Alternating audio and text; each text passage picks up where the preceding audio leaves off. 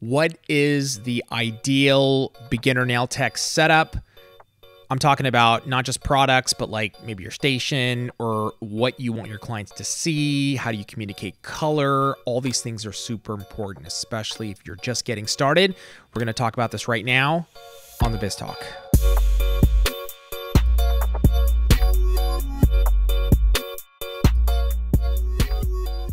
Your favorite subject? My favorite subject is what? I don't know this.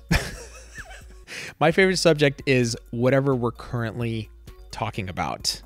Right now being my hoodie. I like to start off these episodes with my fashion. What he's wearing. What I'm wearing, which is, the irony is I wear the same thing every day. I literally have like one outfit and a couple hoodies. It's kind of all black. It's always black, except my pants today are a little like grayish, right? Yeah. It's just really going out of the box there. It's throwing you really bright off today. You know what's really funny is we watched a show, Next in Fashion, with my kids, and I literally watched this and I'm like, I have no idea what the hell is going on. I don't understand all these terms, concepts, completely different language. I know nothing about fashion. True. Color, on the other hand, within the show, this is really interesting. I totally can look at the color and I'm like, ooh, I see combinations. Look at you. I know, man. See what Nails has done? I have fallen in love with color. Thanks to Tracy. She's actually taught me quite a bit. I'm never going to admit that again. Delete that part, Victoria. Rewind. All right. Beginner nail tech setup. I like this episode because there's a lot of people about to get started in the industry that like maybe are feeling overwhelmed. And I understand it. As a manufacturer, all the SKUs that we produce for nails is insane. And that's just product, right? Yeah. Now you're talking about on top of product, where do I put it? How do I set it up? You know, what's the most efficient way to so that when my client comes in, you can communicate color, desk size, looks, everything. Everything, Yeah. right? So I think this is a good way to sort of get the ball rolling for a lot of people. Yeah. So I really love this episode because I feel like it can really get the ball rolling for a lot of people getting started in the industry. Right. But this can also go in a lot of different directions, I feel like. So I want to try to keep it as simple as possible just to give people a starting point. Yep. You know, like some basics of what they should do. Because I think you can get overwhelmed, right? There's a lot of stuff out there.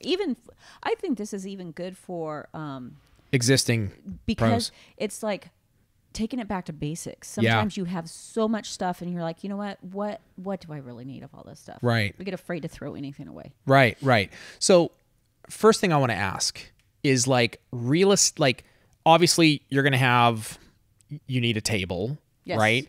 So starting out with the table, are you looking for something that's like a lot of real estate on the top, or like what is that sort of like, what are you looking for there? It kind of has to do with your space. Okay. But even the tables that we work off of here Yeah.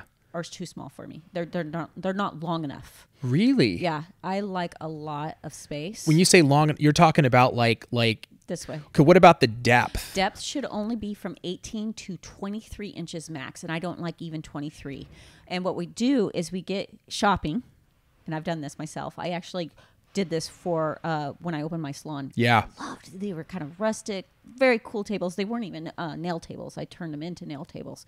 And I bought them, and I sat at it. I'm like, oh, it's a little bit of a stretch, but it'll be okay. It'll be okay. Not good. Not good. Within a week, not good. I had to have them chopped in half and narrowed.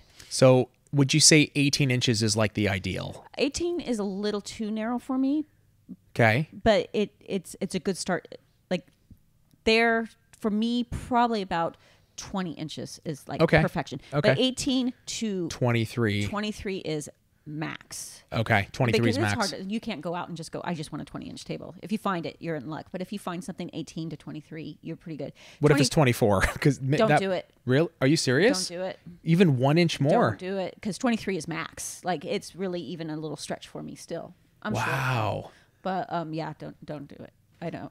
I was kind of kidding, being a little sarcastic, but this like No, I've done it. oh wow. Yeah, so it's not it's we used to have for the classroom, those tables were, I think, a 23 and like almost 24, And it was just too much. We could do it for class because it's a day, I Right. could get through it, but I would never want to work on that size of a table So interesting. on a daily basis. Okay, and then when you're talking about, so this is going to be long, like coming off of a wall. I like this length. Yep. I like quite a bit of length, and then I like something that comes here on the wall, and then that way I have So like a wraparound? No, because Like an L. even like what we have here. Yeah. So we have our desk, and then we have a cabinet. Okay, And that's right what I next to have. it. Yeah. With tabletop space. Yeah. So I've worked at an L table.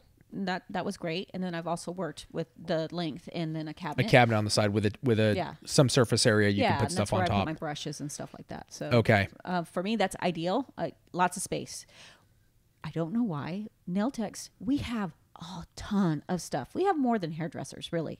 Oh my God, Yeah. there's no question. And hairdressers usually have more space than us. Like these little plastic tables with like this 3-tier shelf that you're supposed to put all your gel polish. Are you kidding me? Right. And first of all, that thing's in my way. Yeah. And so yeah. So what do you do then? Okay, so let's okay, so we got that. That's good. My next question would be, what's on top of the table? Like, what are you keeping there? All your products stored away? Or you did an episode, I think, a video before on like how to organize acrylic and your gel and like get it ready for clients, which is a good video. You should check it out. Yeah. But as far as like color, well, what goes on the table? Like on the tabletop, is it always clear? You have a lot of clear. stuff. It's always clear. Except for my electric file. Okay. And a light? 2 lights. I'm Okay. a 2 light girl. I'm very minimal on my desk. I don't like a lot of stuff on it. I pull out. So everything was in baskets. Like, so my acrylics were in a basket. I would pull that out, put it on the desk to work on the customer. As soon as I was done with the customer, even if the next customer was acrylic, it got put back, everything wiped down, good to go for the next client. So Wow. I'm very, not that you could tell here, because we're always working on so many different things. There's a lot going on a here, lot right? going on. But so 2 lights, the electric file, and then like my swipe basics, like my brush holders. Cleanser, Yeah. brush holder. Very little on this part too. Like Okay. I try to keep that very, very minimal. And then you have a basket for acrylics Yeah. and then a basket for gels So you open the cupboard and each one had a basket, and that just got pulled out and stuck on for top the of client, cabinet. depending on what service they got. Yep. What about color? How would you like display your nail polish, gel polish? I mean, just color in general. Was that on the wall? Where does it go?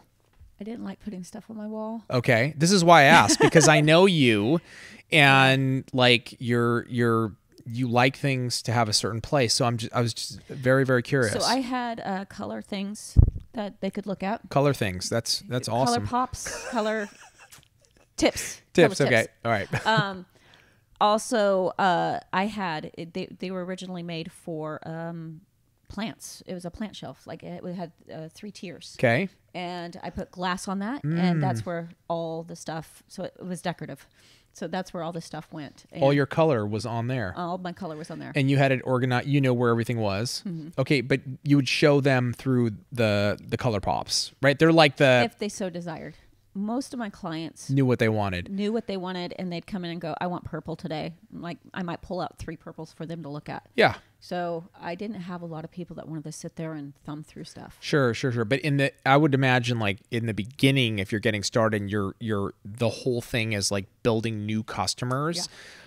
It's going to be a little bit of they want to see what colors do you have, and you have to be able to show them, right? When I started out, it was very minimal. I think I started out with 24 colors total. That's totally reasonable. Yeah.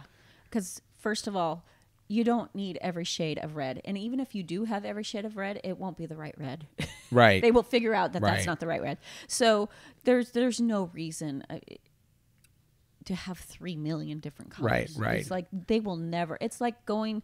I think we've talked about this before. For me, it's like going to a clothing store that has amazing clothing, but they have so much. I walk out with nothing. Yeah. Because it's just overwhelming. Well, there's actual research. I've actually like read about this. There's actual research that says when you have too many options, it's too difficult to make a choice. much. Yeah, you've got to narrow it down. They're going to have a hard time, and then it's wasting your time. Yeah. And was very firm on this.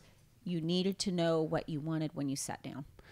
To your customers. To my customers. So would you recommend to them, hey, come in early, look through the colors here? I mean, look through the pops, make sure you know what you want when you come in. Waiting room. They Okay. could look there. It was no problem. So in terms of somebody getting started, to be able to show their customers, I know you were using pops. I mean, you can use color, what do you call them? Color wheels. Palettes, wheels. There's the pops.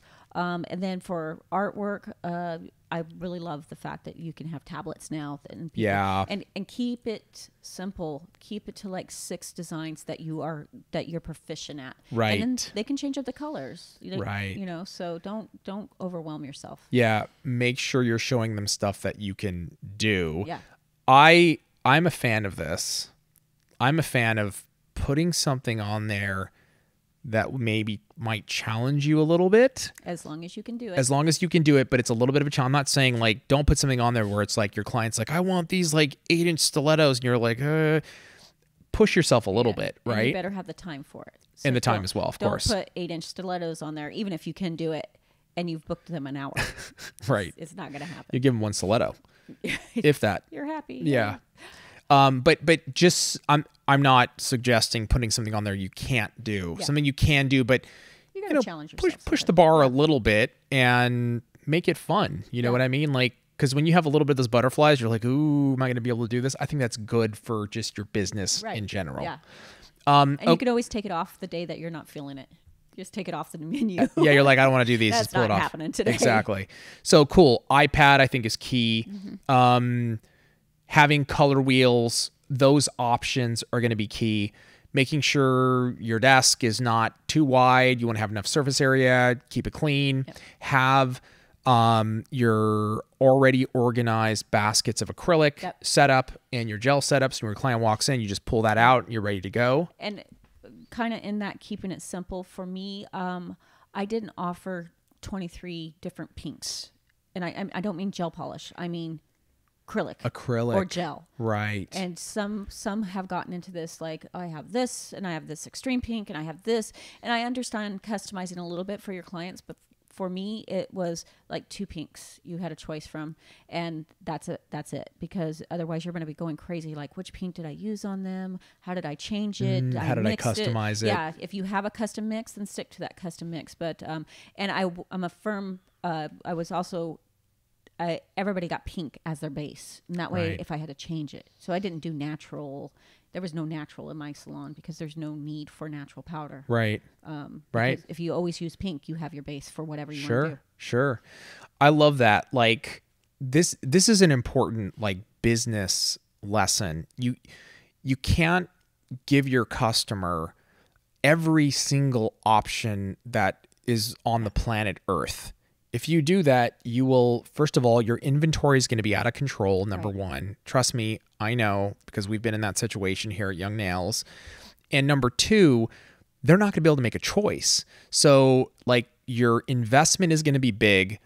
You're not going to be able to move all those colors, and you're going to hold up your service because they're going to be going back and forth on which out of the 80 pinks, which one do I want? This one's just a shade different. Yeah. Offer them a few, like Yeah. you said, a few choices. Maybe like a good translucent pink and a good cover pink. Yeah. For me, I probably wouldn't even offer the translucent pink. Right. I would just, this is my color. If they don't like it, then I might not be the tech for them. Exactly. Yeah. And I think that's the biggest thing. That's okay. Like, Absolutely. you're not going to be everything to everyone. Nope. It's just not going to happen. We have customers that ask us, do you have this color? Because my clients like it. And it's like, we don't. It's, for our customer base, it hasn't been a popular color. And, they're going to use another brand. That's okay. Yeah. It's because totally they want okay. it, but yeah, we were actually just talking to Johnny about this last night because he was really bummed about the 8-ounce oil.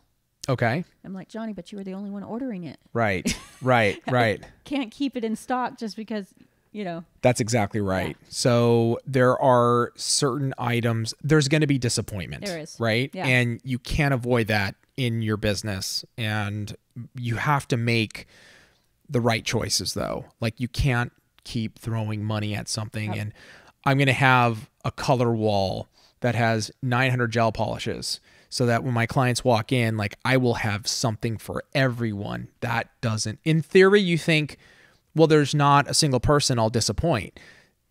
You're going to disappoint yourself. You're going to disappoint somebody. Yeah, it's going to be you, Your money. right?